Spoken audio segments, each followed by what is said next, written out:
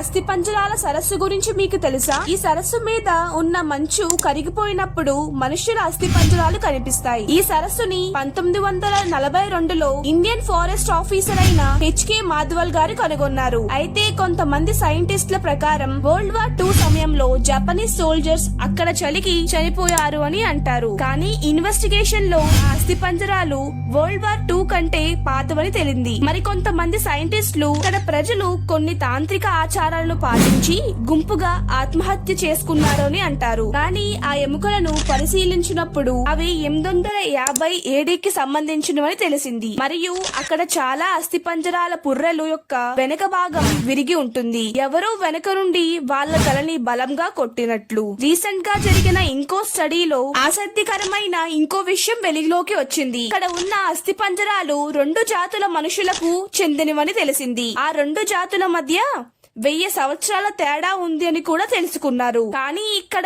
ఎలాంటి యుద్ధం జరిగినట్టు కూడా రుజువులు లేవు. ఎటువంటి ఆయుధాలు కూడా దొరకలేదు. వాళ్ళు గుంపుగా ఆత్మహత్య చేసుకున్నారు అని, ప్రకృతి వైపరీత్యం వల్ల ఉండొచ్చు అని ఎన్నో కథనాలు ఉన్నాయి. కానీ ఈ మిస్టరీని ఎవ్వరూ ఇంకా సాల్వ్ చేయలేకపోయారు. దీన్ని రూప్ కుంద్ లేక్ అని అంటారు.